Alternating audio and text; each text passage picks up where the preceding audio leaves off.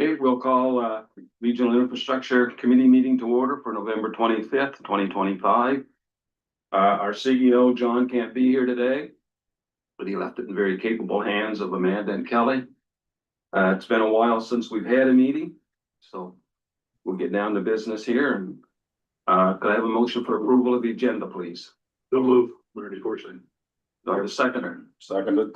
And then, Sure. all those in favor? Aye. Motion carried. Do we have any conflict of interest disclosure today with today's agenda to declare? Hearing none, we're good. So we'll turn it right over to one of our guests here, David Seabrook from the Fredericton Capital Region Tourism. They're going to speak on the Woolastook/St. John River Watershed Paddling Network. So, David, you can. Want me to share it? Share it for you so you don't have to worry about it. There we go. Well, thank you very much. Appreciate the opportunity to come up and talk about some of the progress we're making and give you a little bit of a roadmap about where we're going. And it's great that we have James here today. James and I work quite closely together on a variety of elements of this paddling trails project. So just to hold up a minute, David, I didn't introduce James yet because he's not up for a few minutes, but anyway, I'll introduce him if you're going to include him. Sure, yeah. He's of Explore Everywhere Media. So welcome, James, and share with us on virtual. So yeah, and it's good that we have James here today because we're both working on if writ large, the same project. It's hard to describe exactly how it interfaces, but sort of different layers of the cake. We're at Capital Region Tourism working on essentially what exists and what is near at hand, so that we can launch this paddling trails network and begin marketing it.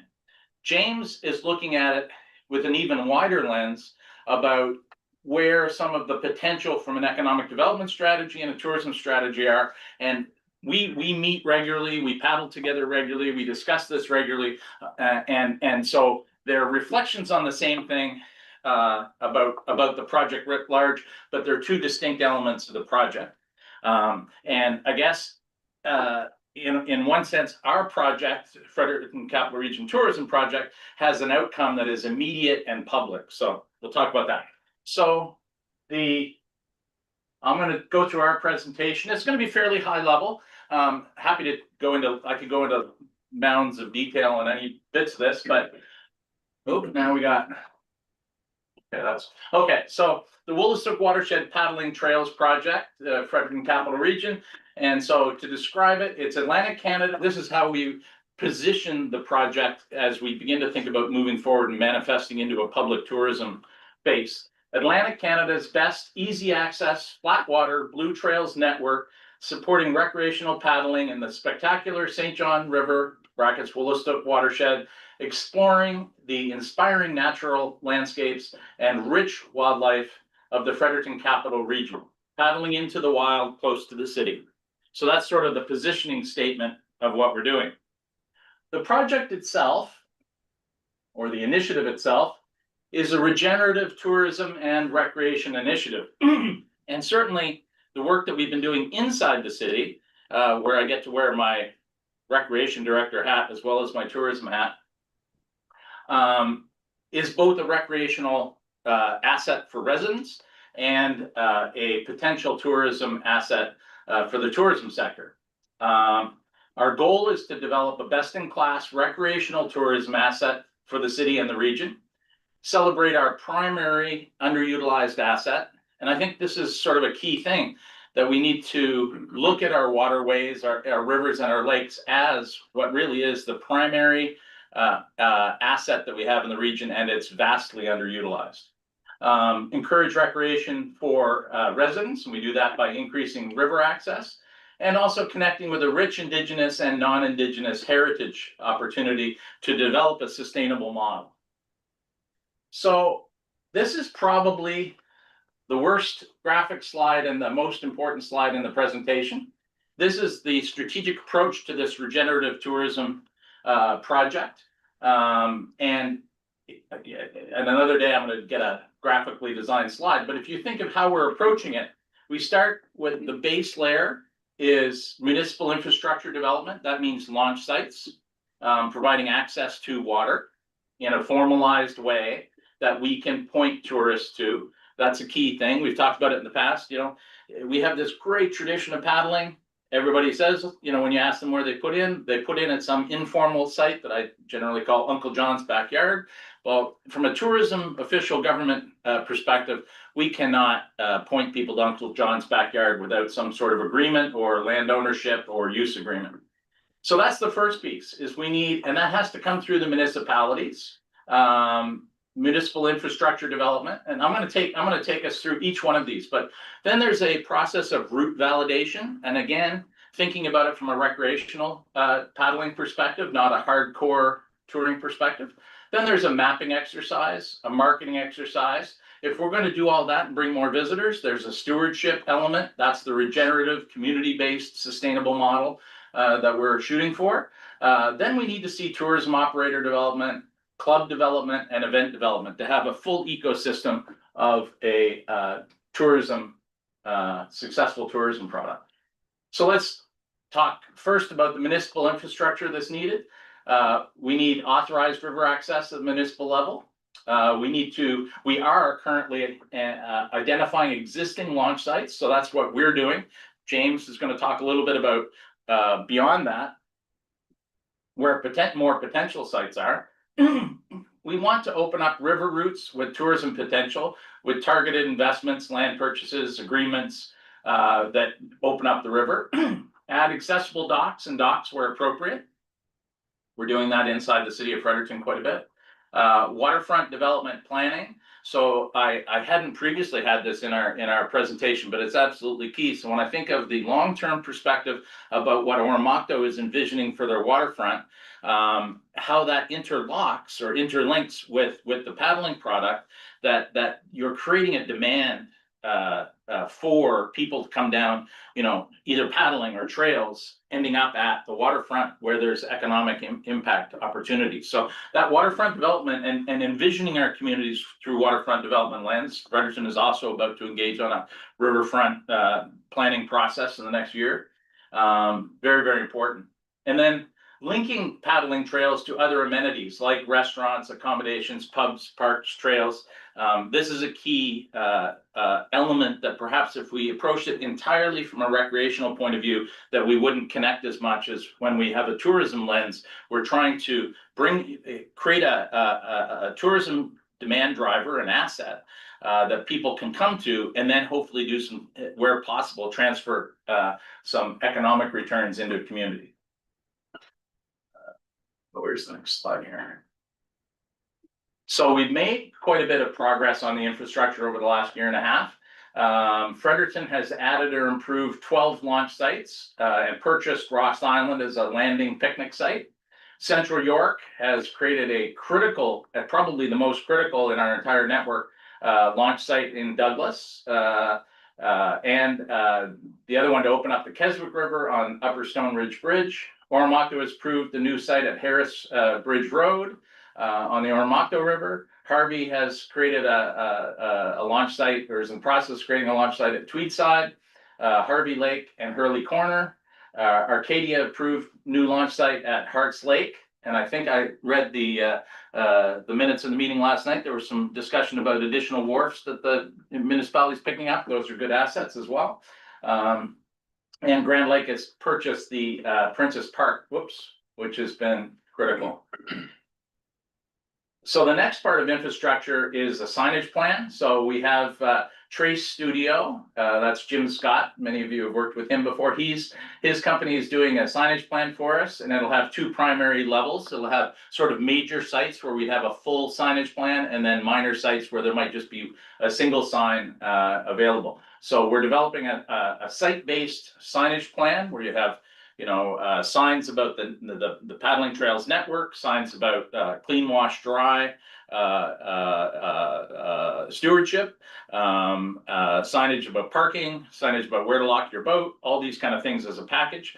He'll develop that we've already developed the science, but he's putting it all together and describing it in a package that we hope would make it available to, that we can then go to RDC or COA and fund in partnership for those communities that want to make an investment for a region-wide adoption. Inside the city, because we're using our recreational budget, we'll be doing that as well. So the idea is to have a signage plan where there be a network signage that can be customized for every community. So the next element in our strategy is route validation. So we've been out paddling. We've mapped out over 24 recreational routes validated throughout the region, focusing exclusively on flatwater recreational paddling. That's the biggest market. That's what we're interested in right now. In the future, mapping out whitewater spring routes, high water routes. And each route has been paddled and documented by us or a trusted partner like James here, or Rob Niche from the province, who's trails manager for the province.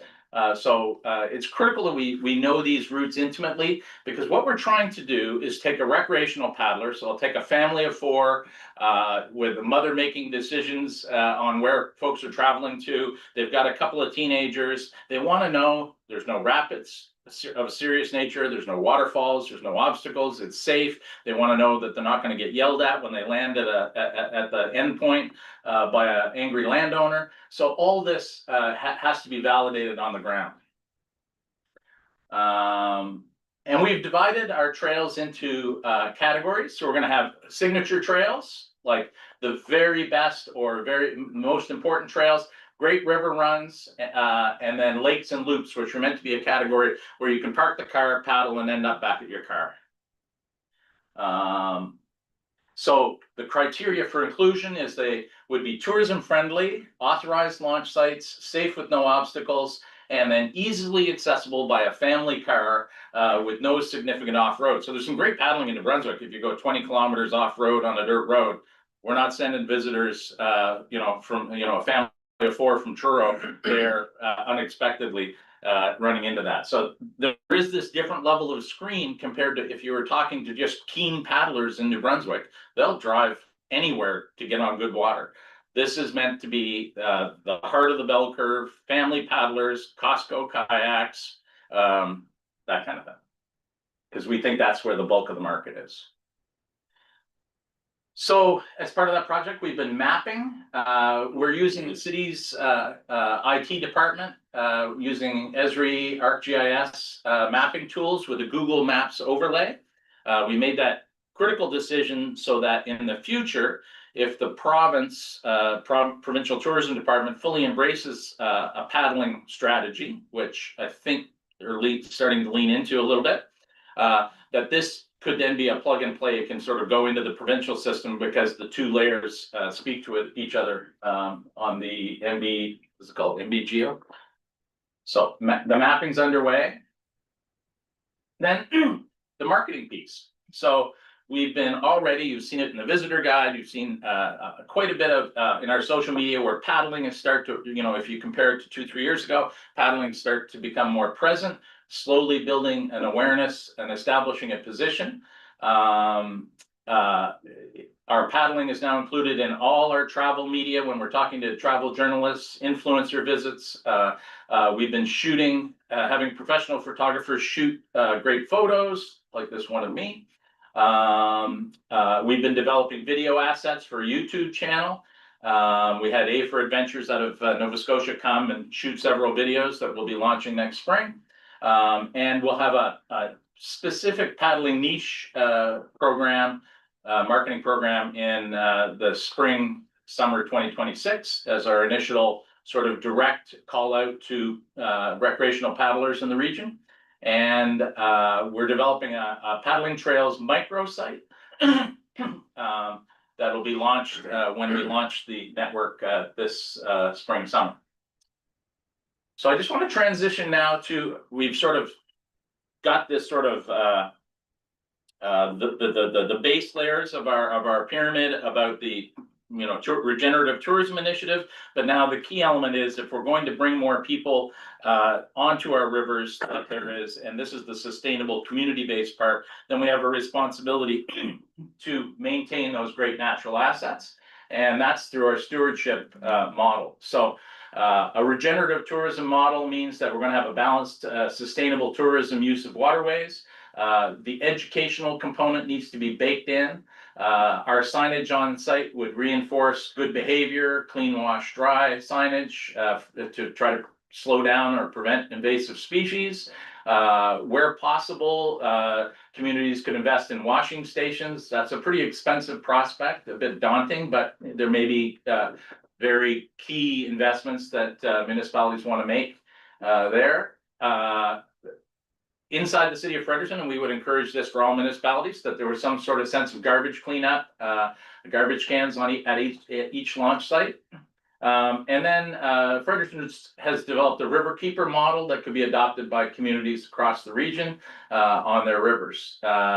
And we would encourage in the future, as we begin to do operator development, we would encourage tour development that is really focused on appreciating nature, wildlife, bird watching, paddling, and much less emphasis on alcohol, which has been a problem in the past in other communities.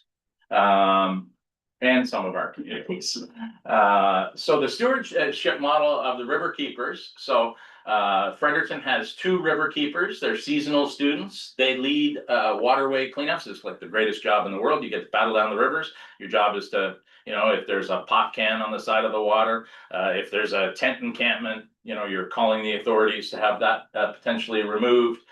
They're identifying issues for the Parks and Trees Department. They're doing community on-water education with paddlers at events like the Garrison Night Market.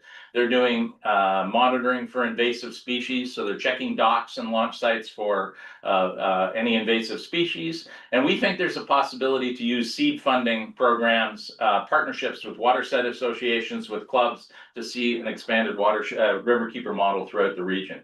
But it's a pretty key element that if we're going to seriously develop a paddling tourism initiative, we need to have some sense of stewardship. The next element is operator development. So once we have the infrastructure and we have a stewardship plan, then we need to encourage operators to be working in our region. Need to develop this sort of higher yield quality tour product that can put some money into our communities and our operators and develop national class paddling product. Not national class in the sense of, I've said this before, we're not offering 10-day tours on the Nahanni. That's a different type of product. We're not offering hardcore whitewater where you're jumping off waterfalls. Those are tourism markets, but they're different.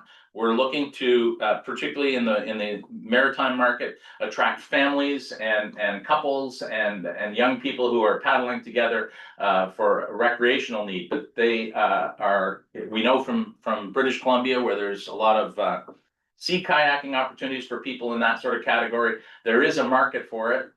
We just need to develop the tours as well. There's an opportunity to combine some of those tours with trail development and e-bike opportunities where that exists.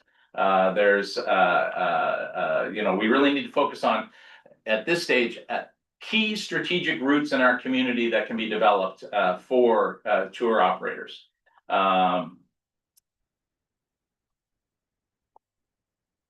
So for the city of Fredericton, just to give you a little, very soon we're going to issue an expression of interest for the Fredericton River Center, the Small Craft Aquatic Center down on Woodstock Road. We're going to introduce a new public-private model where basically we had a provider there. They went out of business, and Second Nature Outdoors. We're going to buy some of their used inventory. We're then, as the city, going to hold that inventory and make it available to a tour operator to lower the entrance into the marketplace, the obstacles to get into the market, and those kayaks, canoes, would be available to the operator on a permanent loan. If they go out of business, we take them back.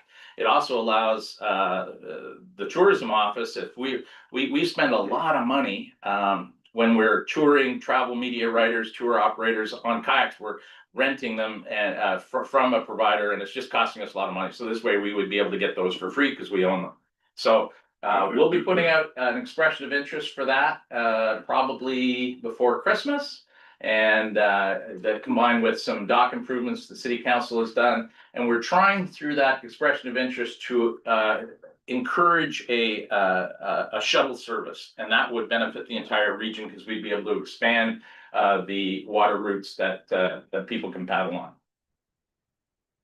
So we then think that the next layer of development that we want to encourage is club development. So we need to see more clubs in the region of groups of people from a recreational perspective that are out using these waterways, and that we're encouraging sort of shuttles and transportation around to facilitate the clubs. And they would also be the backbone of where the final step is to create event development. So you think of paddling festivals, couple of large events a year, but they need to be supported by the volunteer structure of a club. So we're out encouraging a club, and we hope to have a club formed this year. I'm going to lead that charge on a personal level with some friends, and we hope to have 1 to 3 events in 2026 as sort of embryonic paddling events, starting with our launch in June. So we'll talk about that in a second, but the launch of the Paddle Trails Network would be Friday, June 12th and Saturday, June 13th, and then hopefully we make that an annual season opener each year. We then do a multi-day festival, paddling festival opportunity in August, and also working on the Arcadia Regatta initiative, which we hope to see come to fruition this year.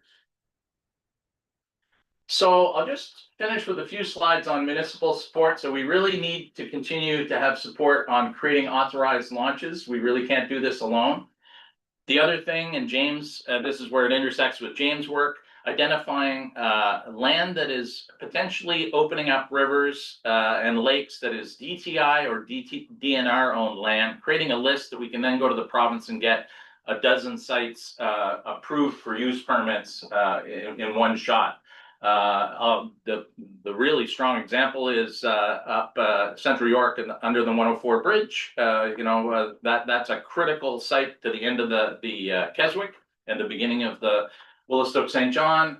We need that site amongst many to be opened up officially. We need municipalities to support waterfront development, support paddling events, and hopefully establish river keepers.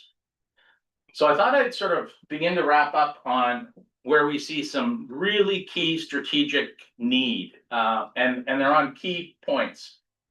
On the south side of the Willistoke St. John River, to complete the south side route from the dam to downtown, we need that McKinley Landing site to be authorized. And it has, I think there's 3 landowners. One is the feds, and then there's 2 private landowners. That's going to take some work to figure out.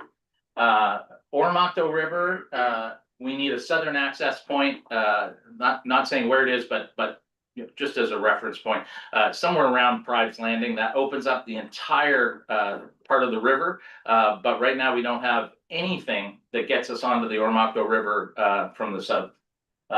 Really critical. The Macadavic River, probably one of the most beautiful recreational paddling rivers you could ask for. You actually, Rob Niche and I from the province paddled it. It goes through 3 or 4 entirely different ecosystems over 3 or 4 hours. The municipality has created a launch site / fire place to draw water for the fire department down near Tweedside. So that's at the lower end of the river in our region, but there's absolutely no way to get on the river at the upper side from an official launch site. So there needs to be a strategic investment on the Macadavic River.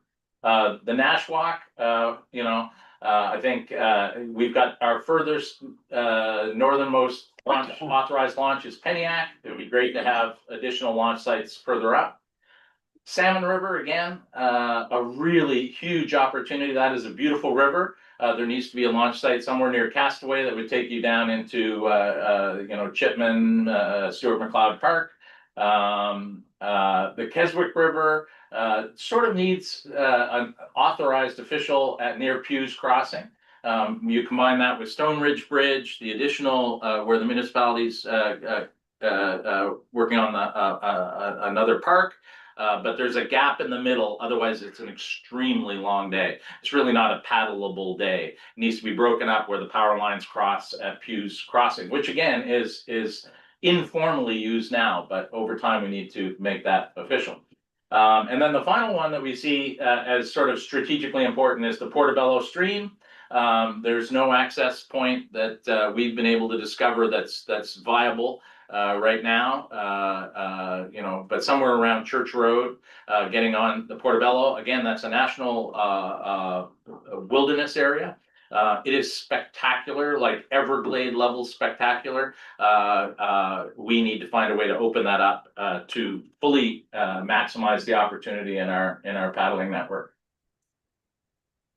So our final next steps, as I mentioned, we're going to have our official launch of the Trails Network on Friday, June 12th. That'll be the official launch. In the afternoon, what we're thinking is we'd go down the Oromocto River short paddle. We'd invite elected officials, Indigenous community elected officials, elders, and end up at Picaroons for a reception and the official launch. And then on the Saturday, we do a public launch, probably starting at, for this one, starting at the Douglas launch in Central York, and then paddling into downtown, ending up at the probably the Small Craft Aquatic Center.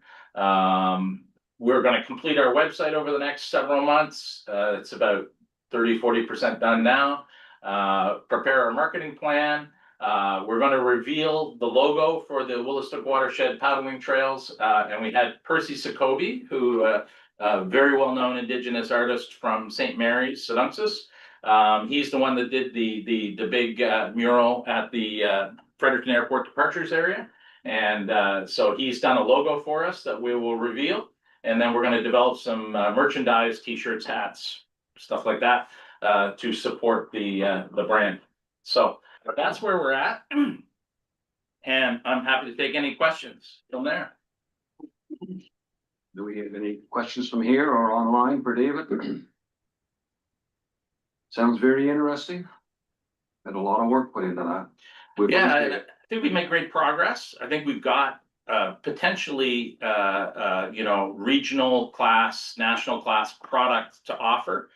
I think we've got a base layer to start from. And then over a series of years, there's an opportunity, and I think James will help identify some of the opportunities where we can build on that and really try to figure out ways to open up some of those rivers that I talked about. They're really critical, and some of the that Douglas launch was so critical because it opens up all the Keswick Islands. Just in terms of paddling through them. That's owned by tourism, NB Tourism. That one. We have a You have a rights agreement. 2 years management at a time.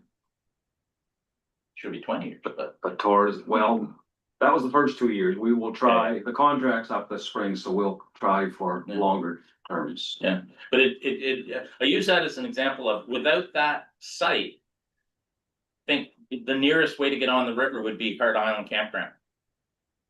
And it's sort of like half a product. Right, but with the Douglas launch, it's so strategically key. You get on the water, and 20 minutes or half an hour later, you're at Ekbahak. There's an opportunity to tell that Indigenous story to Ekbahak, where the traditional gathering grounds for the Willistook were. Then you can go through those islands. They're just chock full of herons and eagles and kingfishers. And I've taken a number of travel writers through there already, which allows me to reflect on how they react, tells me what kind of product we have, and they just are blown away by you're still essentially you know, in their mind, inside city limits or inside an urban area, and you get on the river and you have very little sense of that. You're amongst these islands with wildlife that you know, some of it's been endangered. They're really blown away by it. Like, we have something special here, and we need to get more people on the water to experience it. And I think it'll be good for local residents to appreciate riverways, and I think we have a tourism product over a series of years that could be created and give you know, a bit of a binding mechanism for our entire region. We're blessed with that waterway and the islands to really enhance it. It's been a blessing. So. But we do have some key, you know, that list, you know, there's probably amongst our communities, there's some work to be done from a number of perspectives, trying to figure out how to open up the Salmon River. Awesome opportunity. I paddled that with Rob Niche again a year and a half ago. That's a beautiful paddle. The Oromocto is a beautiful paddle. James and I paddled it this summer from Russia Bridge all the way through and onto the Oromocto and into Oromocto, and we took out at Harris, the Harris Road. But that's a long paddle, you know, for you know, it's not really where my more recreationally oriented paddling friends who like to float along a little bit, that'll be a long day. So we need to find ways to break it up into sensible chunks that people can manage.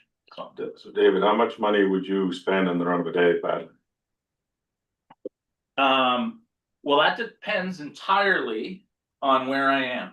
If I'm paddling around the village of Gagetown, I could easily spend 100 and $150 if I get something to snack, fill up my tank of gas, pick up something at the gas station, and then eat at Gulliver's at night. Yeah, I think, yeah, a good example of that is me and my wife like to go and stay at places and for the night, paddle one day, paddle the next day. We've done it in Gagetown. We've recently done it out in Grand Lake at the Domes and ate breakfast at the restaurant in Chipman, and so make a full 2-day vacation out of it. I mean, it involves a little bit of hiking too, probably, but yeah, But you've asked, usually up to $300 to $400, $500.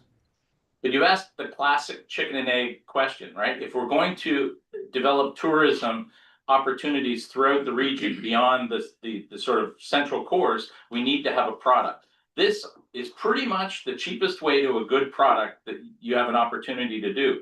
Unless you want to build amusement parks or something, or big water parks that are, you know, millions and millions and millions of investment. This is like, there is an investment required, a commitment required, but it's as cheap as you're going to get. It's already there.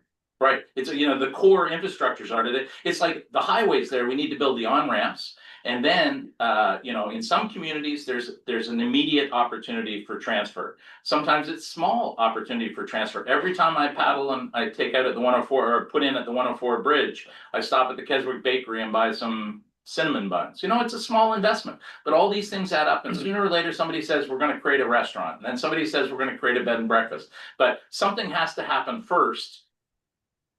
This is our best guess at how we can make it happen. Very good. Any other questions for David? If not, thank you very much, David. We'll move on to James Donald of Explore Everywhere Media, the Blue Trails mid-project. Yeah. update. Thanks for having me. Do you want me to share my screen? Is that the best way to do it? And that's totally up to you, I whatever's can do easier. that then. Okay.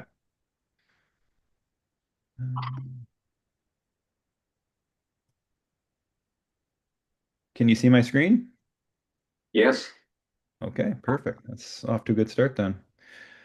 So like David talked about, it's kind of a layered approach on what he's working on versus what I'm working on, and that's what our meetings are usually around, is that alignment piece. So there's a couple layers from my side, is the Blue Trails project itself, but also the origin of kind of why I'm here is the Paddling MB website, which is a provincial-wide guide to basically all paddling opportunities that are out there, including rentals and all that stuff. So that's more at a broader level, and it's even probably a bit broader than what David's going to promote. It will be getting at kind of the hardcore paddlers that are going to drive on the woods and get flat tires on the way to lakes like I did this summer. So, so that's what's that? More economic development. Yeah, definitely. Yeah. So there's that layer of the Paddling MB website, but this project is more, it's broader because it's including all boating types. Um, and it's more of the strategic infrastructure stuff that's going to feed up into what David's doing. So, just a little bit about the company that we have is it's essentially it started as Hiking MB website development, which led to the Paddling MB website development. But it's providing that information to those self-serve hikers and paddlers out there, and getting into the strategy on how those assets get developed. So this is the only photo I think that me and David overlapped on in our presentation. So, um, just a reminder of the project goals: increase tourism, improve accessibility, foster sustainability, and foster community partnerships. David touched on those. I'll get a little bit more into detail. It's going to be high level, and but I'll get into the details, or you can ask questions as we go. So the whole project started with interviews. I wanted to talk to everybody that had anything to do with waterways, any interest in any stakeholders across, and that's everybody from the Invasive Species Council to local lake groups to the municipalities themselves to see what they wanted, um, to Canoe Kayak New Brunswick, just everybody that I could think of that could be a potential stakeholder. And it's ongoing. It's not one and done now. So I think I'm up to 41 people contacted, 32 interviewed, and still have 3 planned interviews. So it's a little bit ongoing, but 95% of that is done. And what the end result's going to be is a strategic report with 3 parts. The general 3 parts are what's the current state of the assets that are out there. That includes everything from accommodations near water to restaurants to the water access points is the key part of that. But it includes that whole picture to see what kind of product you could put together in an area. The second part of the report is going to be kind of a gaps slash opportunity analysis. So looking at what some of the challenges are and what the opportunities are. And then the final part of that is going to be the strategic report that's more potential ways to move forward. And and all parts of that includes the physical infrastructure, but it also includes the partnerships and the events and training and all the stuff that happens out there with regards to voting.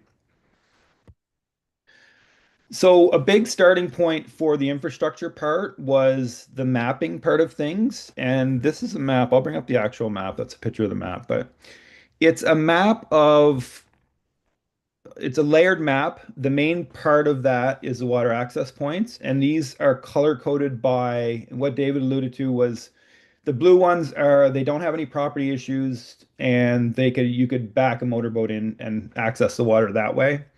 The yellow ones are a little bit rougher access where you'd have to carry a canoe to the water or a kayak, but they don't have any property information or property issues. The orange ones are what I call the low-hanging fruit, and those are the ones that are either have property issues, so private ownership, all the DTI ones fall into this. About a third of all of the water access points are on DTI ground. And they're in the orange category just until we confirm and make them official access points. But a lot of them are at the end of roads where they hit a lake or under bridges, like David said in Keswick. But that's a low-hanging fruit, and that's where the focus will be on developing the resources. So within that, just a few of the details was looking for this for Macadamic, from local canoers. There's an access there that's really rough on Crown land that could be potentially developed. Also figuring out what the access points are on South Oromocto Lake and some of those more remote lakes. And as David said, when you get into that Portobello area, is finding better access to that. But also within the maps, like I mentioned, is water-based businesses, so tubing companies, rentals, that type of thing. Then there's the accommodations across the board, so that can be tied in as an offering. And these are rated by they have boats available, they have water access available, or they're close to water for access. That's how they're rated. Restaurants and pubs that are close to water. Other related businesses, so stuff like Hanson's Art Gallery, and he built a full nature preserve there now. So there's trails that could be explored on an outing there. Attractions are more of the herd, the stuff that could be visited, like the world's largest axe and Nakwick, to the trails, to the Manhouse ruins out on Gagetown Island, just stuff that could be seen. That's outside of the businesses.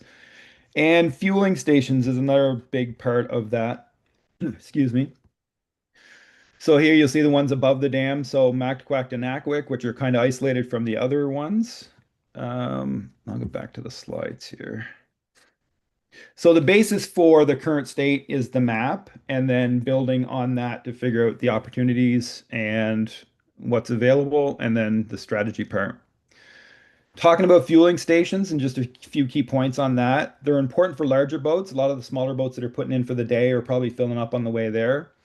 But there's also a potential market coming up from the Bay of Fundy that I never really thought about until I talked to Bob Olson at Evandale Resort, that he actually goes down to Bar Harbor to Boston and tries to promote his resort and bring people up from the Bay of Fundy, which is an interesting market for those larger boats.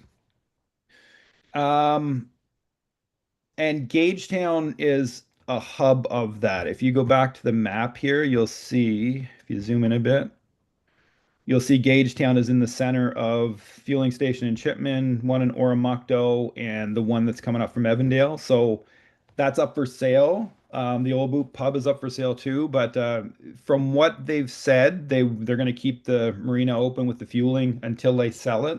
I think they're talking to a real estate company from out west that specializes in marinas. But that's definitely one to watch because it's a very critical hub in that spoke of fueling stations in the region. The only other point, I guess, it goes up as far as Oromocto as far as fueling stations, but Fredericton, and I think David's mentioned this, is that Fredericton has a shallow aquifer, so it would be almost next to impossible to get an environmental permit to put fueling any closer than Oromocto to Fredericton. But mostly Fredericton is as far up as larger boats can go because it starts to get shallow up around the islands. Just something to note there for longer term planning. And if you look at the map, there might be an opportunity for something in Cambridge Narrows because there's nothing up on that Washademoak Lake area in this network. So that's the kind of stuff that I'm pulling out for the longer term strategy. David talked about marketing. And we've talked a lot about having how important it is to have that local boating culture there to help build up at the very least have social media. You wouldn't want to put out a product advertising wise, and then when they look for more information on it, they don't find anybody doing it. They don't find any. So I think that local boating culture to drive the sense that there's lots going on in the region is important, which gets into elevated exposure. I put in differentiation here part, and Dave mentioned it at the end of what he talked about, but I think from all my experiences in the watershed is that sense of you can be in the middle of nowhere really quickly, and 20 minutes later, after you load up your boat, you could be in Oromocto or Fredericton or Gagetown and go to a restaurant and enjoy the city or town amenities. So, but also on the other side, see the wilderness part of that.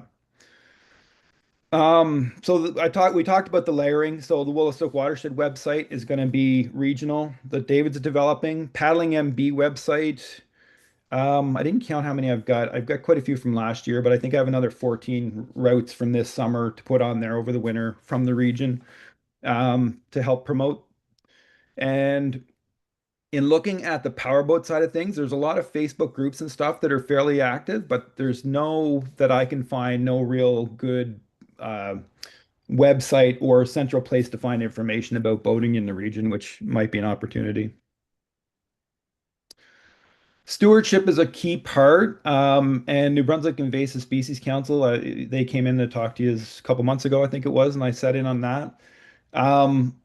A lot of the pushback from lake owners is around the invasive species now, and it's specifically around the Eurasian milfoil that's in the St. John River and the zebra mussel that's making its way down the river. But they want to keep that out of their lakes. So the stewardship side is important from the environmental side, but it's also important from the public relations side because we don't want to open up a product in these lakes and do damage to the locals, and it would undermine any project that we had on developing the resource in the region. So also local lake and watershed groups. Watershed groups actually could be, speaking of the river keepers model, they could be leveraged where there's events to basically become river keepers around that event to help manage any events that happen. Local boating groups, to drive that responsible boating culture. So the more we can get people out on the water for different reasons, and that could be including a paddling night or a paddling outing to the regatta that's in Gagetown, stuff like that. Or even Radical Edge in Fredericton does some evening paddles and stuff where it's just open to anybody who can go. The more we can get people out on the boats, talking about training, talking about what needs to be done responsibly to not spread invasives, it's better to build up that culture. David talked about the River Keepers model. The other one that's a key component of this is the St. John River Society, just where they are maintaining 13 of the old steamboat wharfs that are down through the lower St. John River Valley. So, and those are critical access points for that whole region, as those old steamboat wharfs.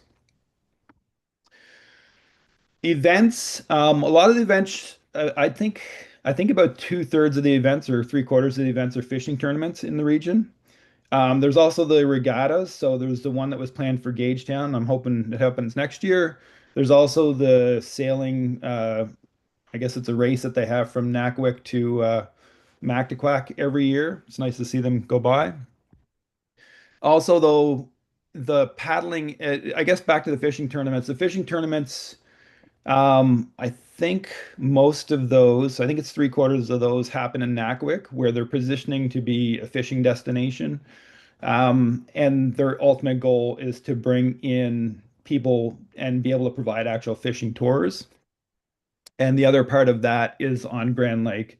And I see they're talking about an ice fishing tournament in the winter starting now. So, but it's all ways to get between events and different kinds of training and stuff. It's all ways to get people exposed to what's available in the region and get people interested. So anything we can do in that department, I think will help improve that culture part of things.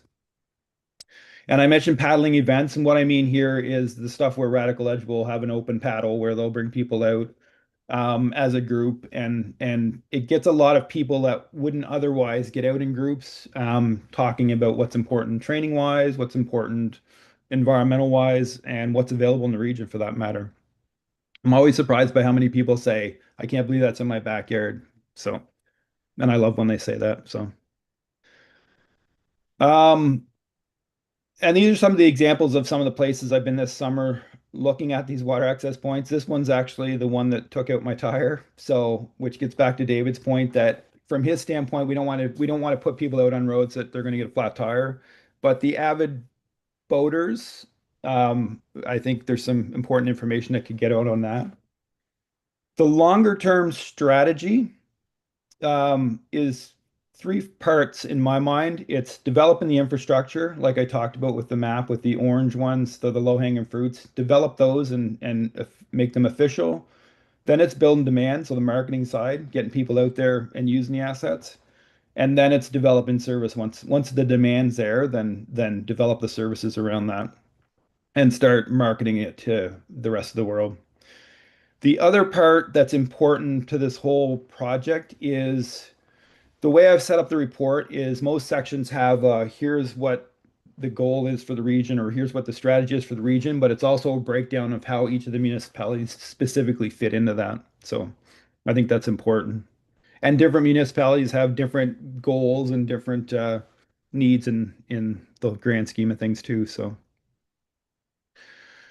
the other thing is that there's a saying that if you can't improve it, if you don't measure it. So measuring success in some of the conversations I've had, there's ideas on putting QR codes or logbooks at boat launches. So we know who's out using boat launches, and what they're using them for, how long they're out, getting some information that way. The other way is through surveys online, and that could be as simple as I asked a question about Salmon River on the Paddling MB group last week. Dave was part of that conversation, and Rob was part of that conversation, a few key people that were part of that conversation, but it's been seen by 7,000 people now. So it's a good way to promote what's out there that people wouldn't regularly think about. But there could be official surveys put out too to see what people want in the product for the region. So what's next specifically is by the end of this week, I'll have an opportunities analysis, and that'll be a component of the final report. Final map cleaned up by February, final report presentation, and then the final strategic report by the end of February. That'll roll into all the stuff that David said he had going on next year with the launch of the Woolastoke Watershed project. And also,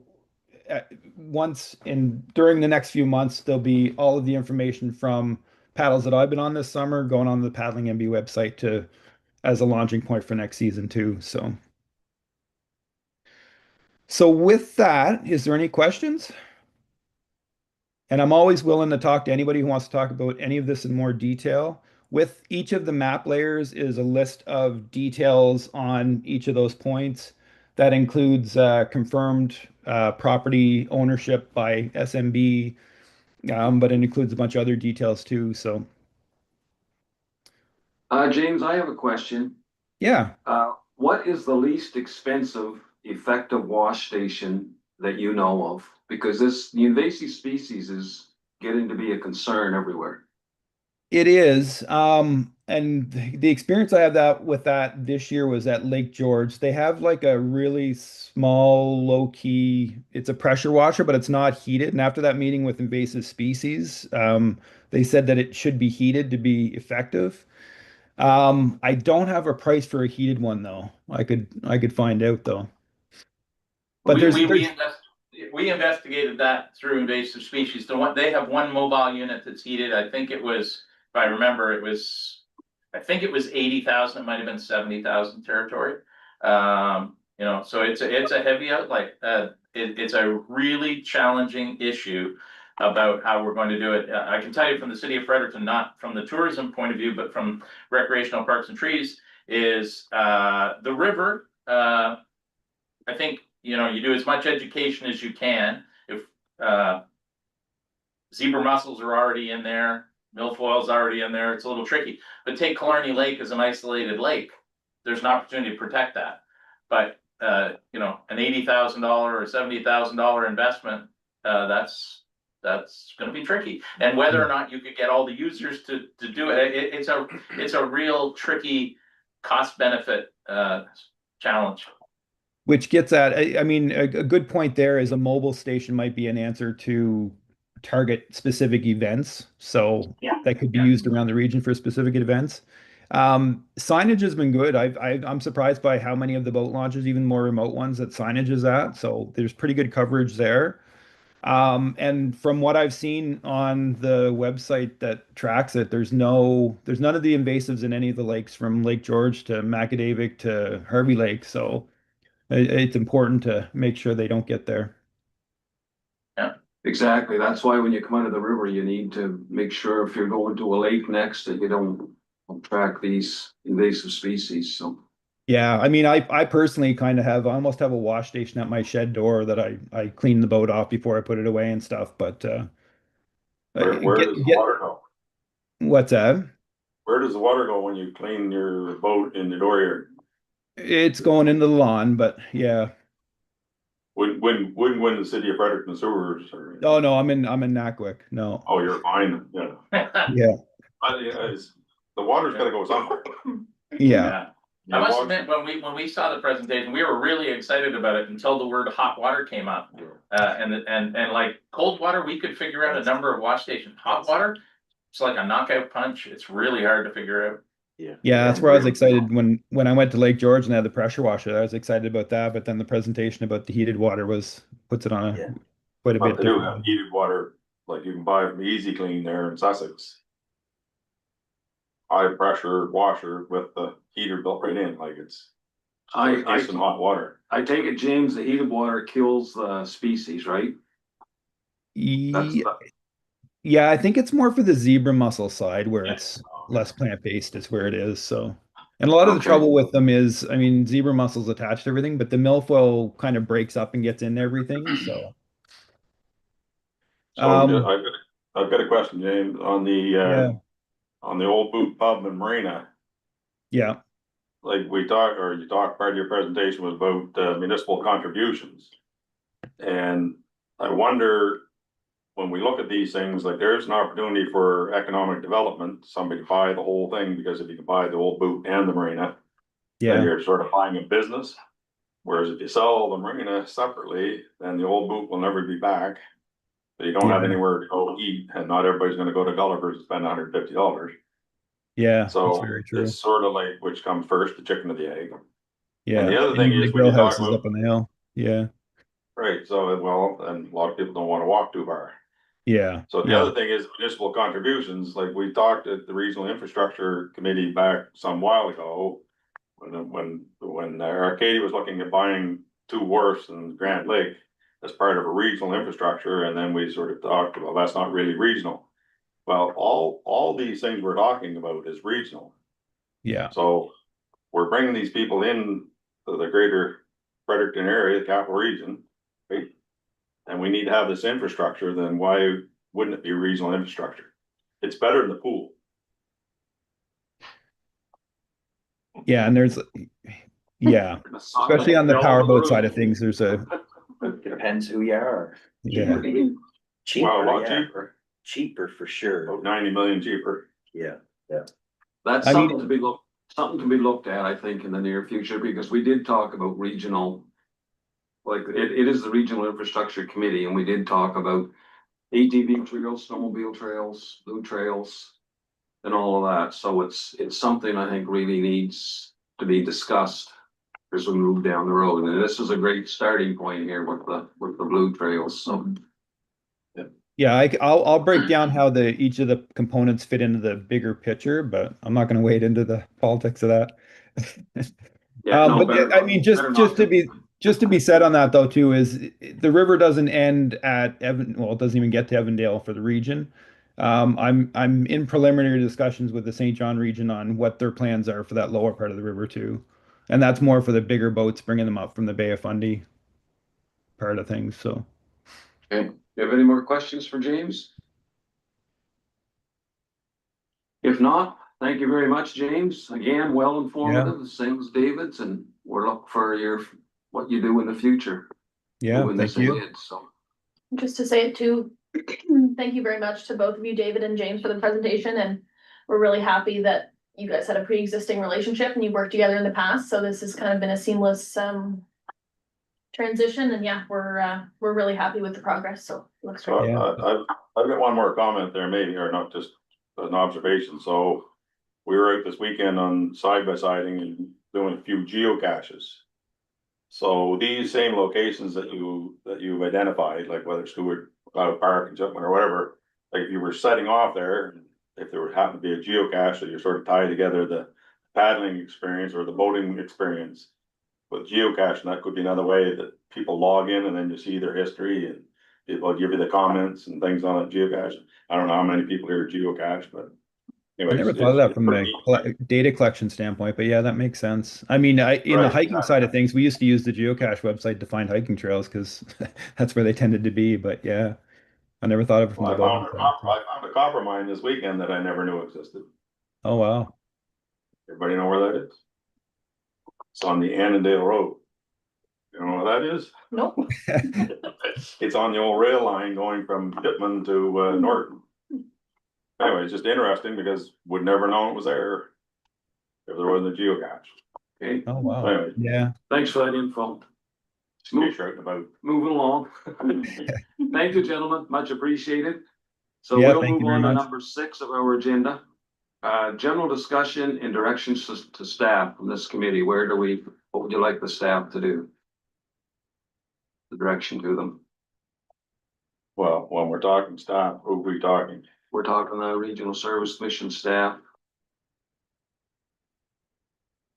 And if anything needs directed to David or James, the Service Commission staff will direct it in that direction, so. But it's a Service Commission committee here, so we need to direct to the commission staff. As you fellas are perceiving anyway, right? You're heading down the road.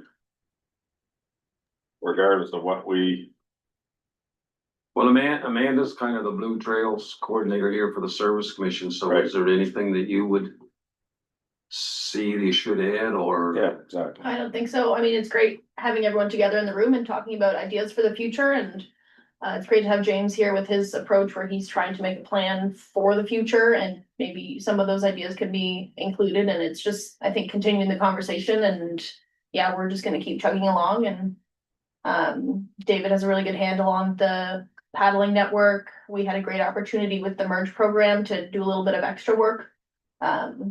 Leveraging a little bit of the funding that we had for this committee and having some funding come in from ACOA, and yeah, so it's just a good opportunity to keep going, and we'll just keep going with it as long as everyone's happy. But I do agree with Clinton in a way that this is regional, I believe, and do you believe that, David and James, that it's kind of a regional shot here? That's, I- that's a loaded, a loaded question for a staff person, but what maybe I could frame it a little bit differently. I mean, clearly, at a conceptual level, these are assets that spread across a region.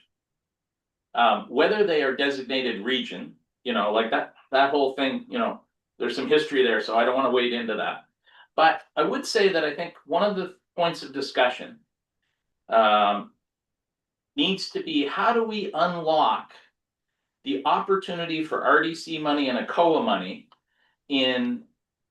for investments that spread beyond one municipality? Mhm. That may not be may or may not be, I'm just trying to be really agnostic on that, whether that comes through the region, but there may be a bilateral project that gets blessed by the region that may help unlock ACOA or RDC money, right?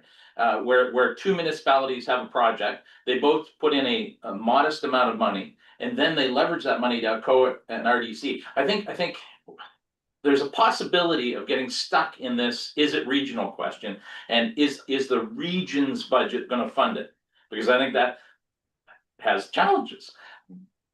Because there's different benefits to No, all municipalities. Yeah, so. but what I'm saying is there are also projects that the investment can come from the municipalities, but the required blessing can come through the region to say, this is a good project, we endorse it, and then it can leverage ACOA and RDC money. So I think there's, I'll give an example, the signage project, the signage plan.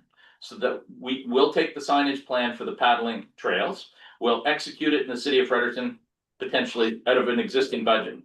To move that regionally, I don't have those same levers, right? We could collectively have a list of 22 sites, whatever number, 20, 30, 10, whatever. And then go to RDC and said, this has been blessed by the region, RDC and ACOA probably would fund it. I sat with the ACOA funding representative 2 weeks ago, and he was like all over it. But we need to find a way to unlock that through the regional commission without necessarily getting in this quagmire of. And that's probably the direction I'll leave it at to that. our staff is what you have just highlighted. They need to drive this from the Service Commission perspective. I think the Yeah, only thing To get funding from these different entities. I think the only thing I have to say with it is, and this is my idealistic world, is I think separate out the planning that should be regional from how it gets funded, and it might help with that ACOA funding part. Because I think it needs to be looked at and planned from a regional standpoint, but that's the easy part, and the harder part is how do you get the funding for it, so. The takeaway has to be that the commission can help all those municipalities who don't have the same capacity to determine and forecast what their municipal capital planning is. And if the first thing on your list and you have already developed a capital plan is Blue Trails, well, now you're aligned with a project that may end up being regional. If you have no money and you expect other municipalities to pay for those capital projects, we are gonna talk in circles forever. But at the same token, I think Fredericton and Oromocto are at a much. I know, from a longevity standpoint, you fellas have got a lot already behind you, you got 100 years behind you of having some infrastructure. Yeah. The newer municipalities that were developed, I mean, we're just like, we haven't even learned to crawl yet. Right. But So, that's, and we don't that's have where any the- staff. That's where that staff of the Regional Service Commission is there to help you.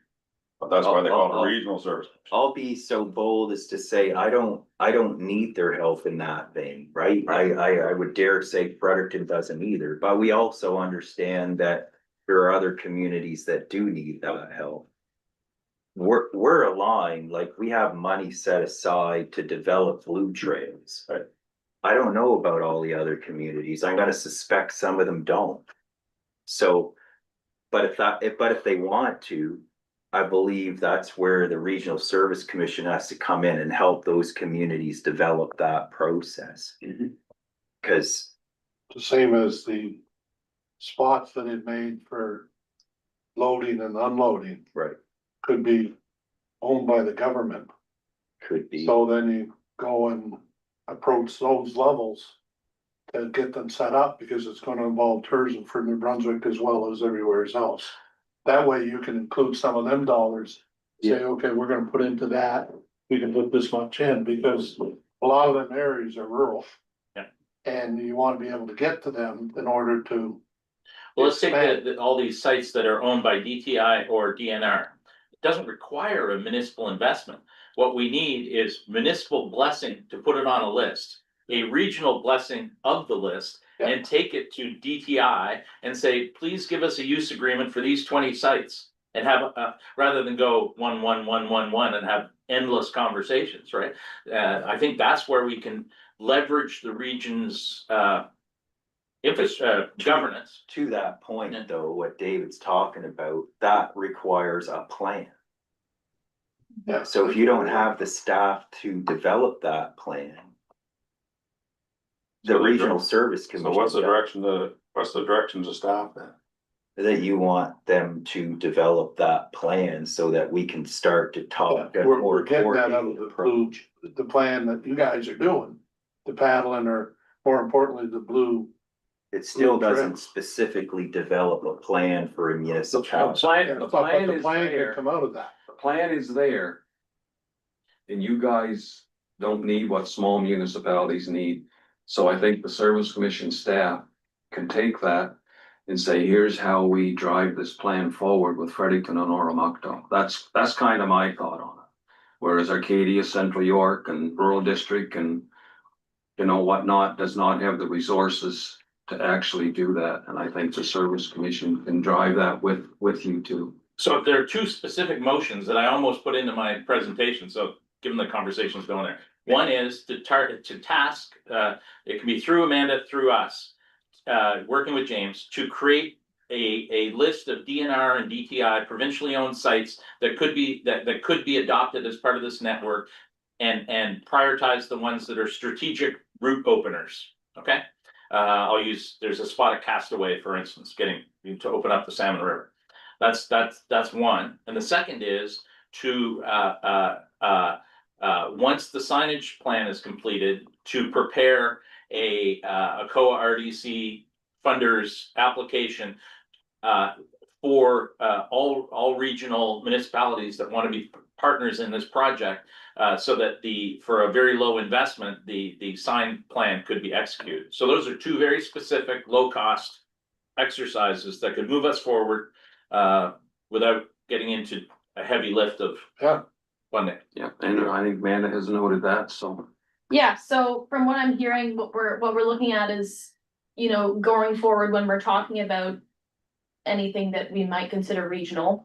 Let's not automatically put in cost sharing with the regional designation. So when we're looking at those conversations, we can plan for you know, our board or this committee to recommend to our board that we can designate something as regional without automatically agreeing to cost sharing in it. Cause I think that's I where, still think you're gonna have to, we're still going to have to get over the hump, and I know it's in some of your recommendations in your report of developing some type of cost sharing form. yes, yeah. That's gonna have to Yeah. happen at some point, but Mhm. before we get there, I think where we need to gain is that everybody has to be speaking the same page in terms of using this initiative of developing your individual plans that lead to capital projects or priorities within your community, so you have the ability to fund it, no matter how big or large, right? Mhm. Mhm. When David talks about going to RDC, it isn't 100% money. I still have to have a portion of my money to put towards it. So that means generally anywhere in the vicinity of 18 to 33% is gonna have to be our money. Mhm. So a signed project, they'll be all over that, but it still may require you to go back to your individual Oh, yeah. communities and say, our portion of that joint project is X. And so that's part of that planning process. It's easy to get a yes when you've already identified it as a property and you've tagged it as a capital project you want it to make happen. And when that ask comes along, it's paired together with a yes. It's hard when it's a not budgeted expense. And I understand that a lot of the smaller communities don't have the same ability to react to an unbudgeted expense as perhaps Fredericton and Oromocto do.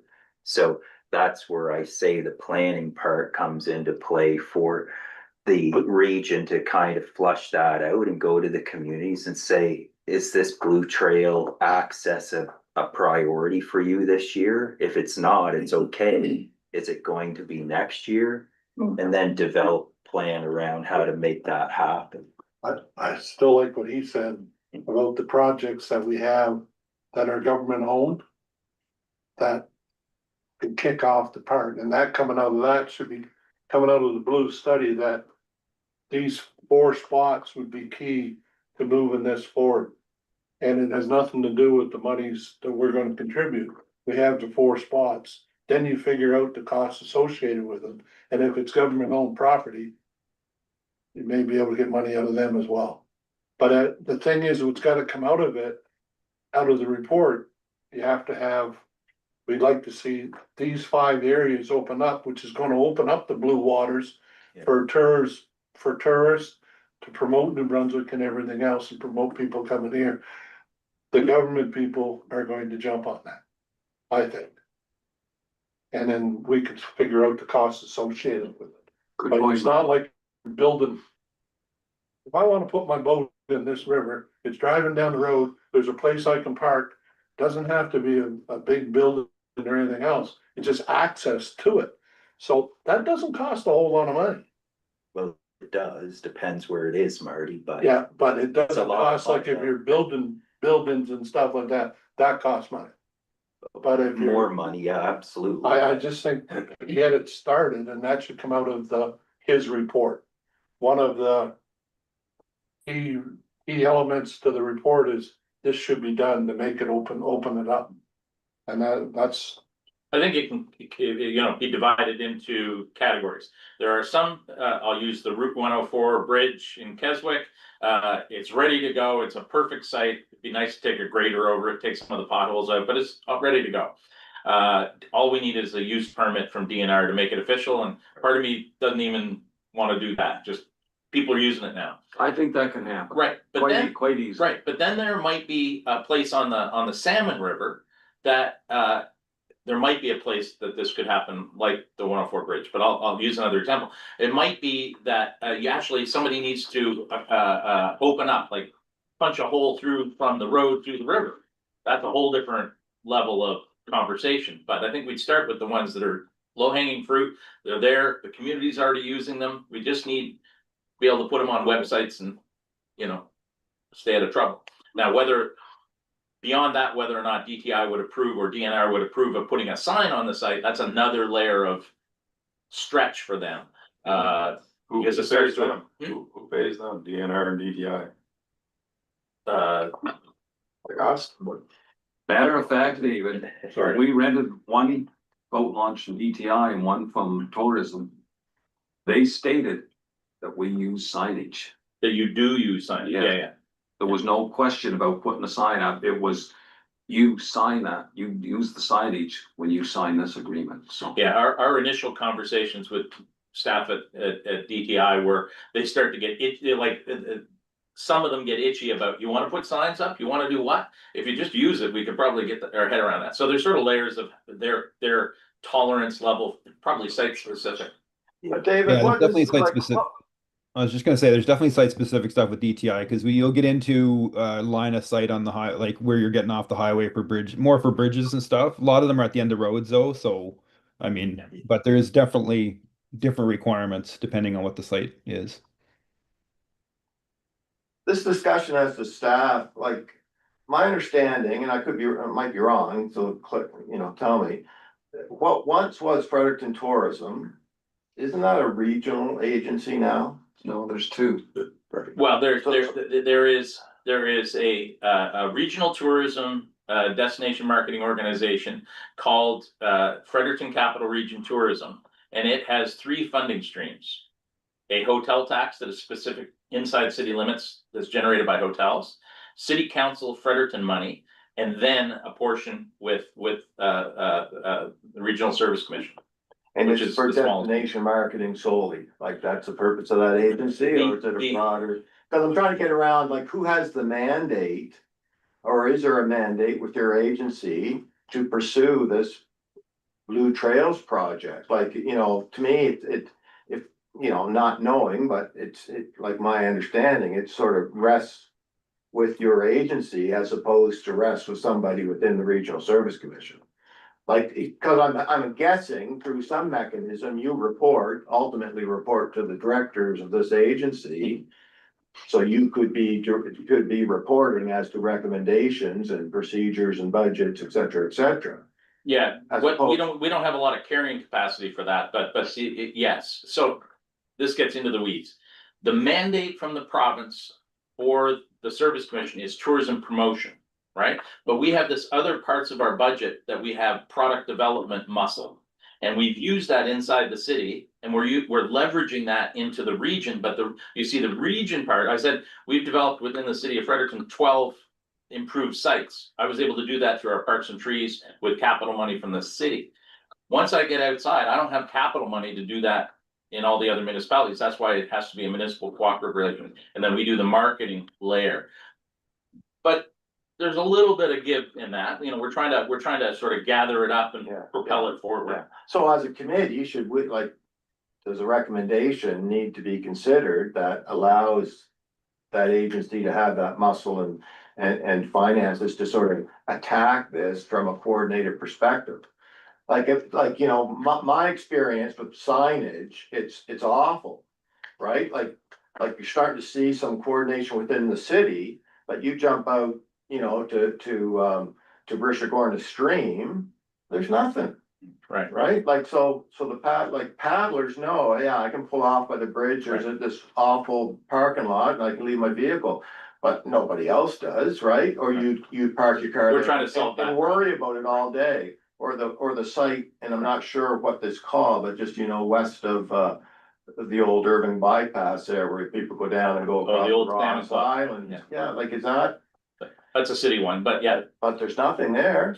no, Right. but there's $350,000 in the 2026 budget to work on it. No, that's good, Yeah, How right? much? And- 300, yeah, it's because there's a great big culvert. that's bigger than my budget. It's an engineering budget item, it's a culvert, but we're gonna, Therein lies the realities that folks who aren't completely in the know, that when one thinks it's really simple and cheap, it's not. It's not. I mean, there's a good case in point. I mean, we've done some work down at our marina. It was probably $250,000. Again, not a lot of work, but it's costly. And so we understand that from my point of view and knowing that, you know, the communities that would be their whole entire annual budget. And those are why we need to make sure we're all concerted in what we can afford to do as part of a plan and help everyone get there. But the kicker, I think, is, and I thought of this throughout the whole presentation, great pictures, and there were some nice drone shots of, you know, parking lots that were dirt and perfectly okay, as long as people knew that, hey, this is an approved site.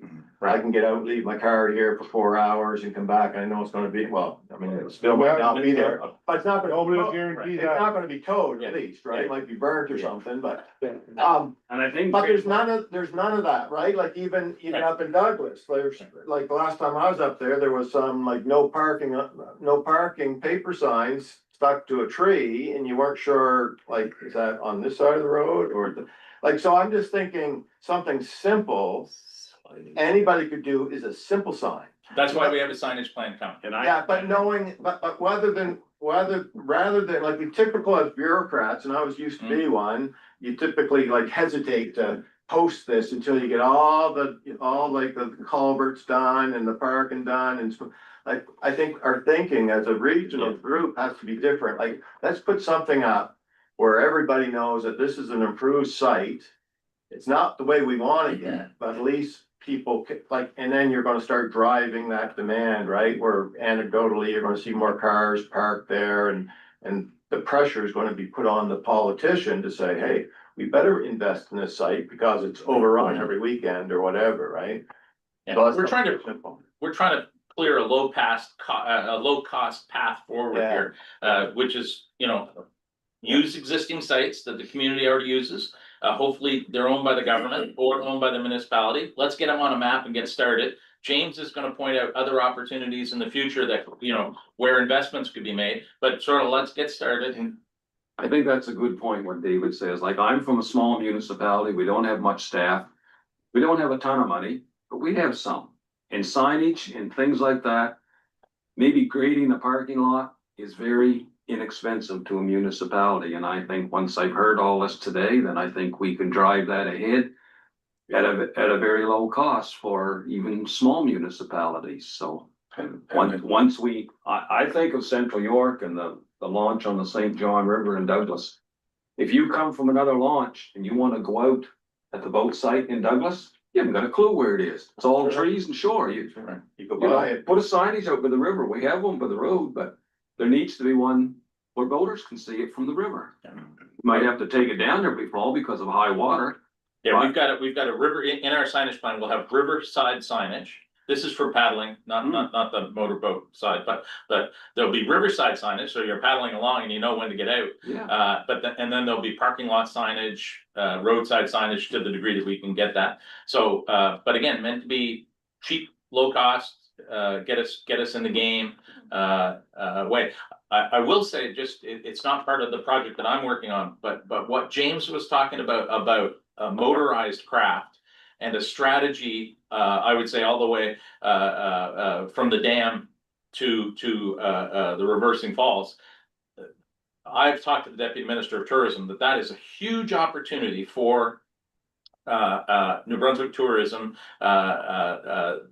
from a boating population, with a strategic play to invest in 4 communities, you know, like, you know, somewhere just inside in the St. John area, Evandale, Ormoc, Gagetown, and then if one could figure out a near Fredericton solution, maybe what is termed the Fredericton Marina.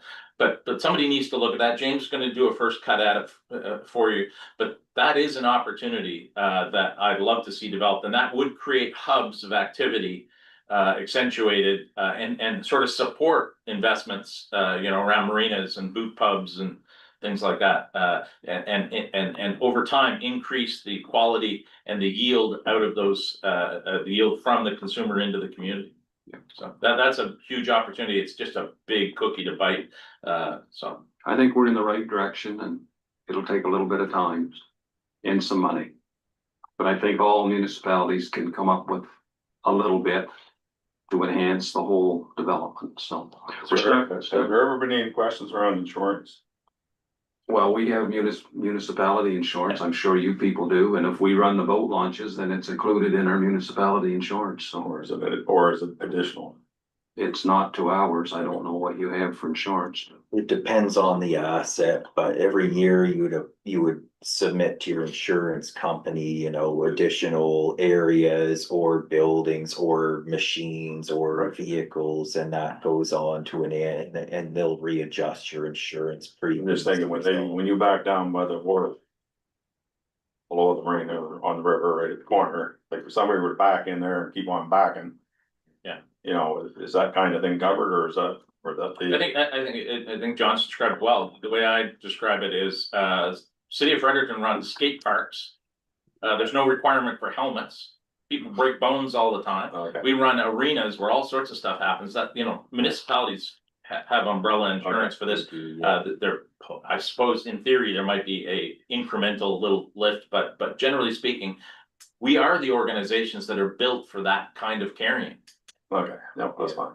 Okay, Okay. I think we've got clear direction to staff, Yeah. we're starting to go around in circles here and A we're little bit, pretty but much yeah. out of time, so. Yeah, they're still interested in cost sharing, I guess from a staff perspective, at least for me, is, you know, it's always been what comes first, the chicken or the egg, do we wait until there's a project that we define as regional, then we talk about cost sharing, or do we talk about cost sharing and then wait until a project is defined as regional, but anyway, it's, I think David has a good low hanging fruit one in terms of the signage Yeah. piece, right? I Yeah. think we can put together a combined project that shares signage, and it would be relatively low cost at, you know, all the yep, municipalities that'd be a involved. good way to ease into it and, Yeah, okay. Okay, very good. So, we're all good? I'd like to thank everybody for their participation today. It was, I think, a very informative meeting. We've waited quite a while to have the meeting, but I think we've covered some valuable ground and probably won't see everyone again, so Merry Christmas to each and every one. I won't see you before Christmas, I should say. Maybe hope I see you after. Hey, motion to adjourn. So, thanks, everyone. thank you. Thank you. Could I have a motion for adjournment, please? moved.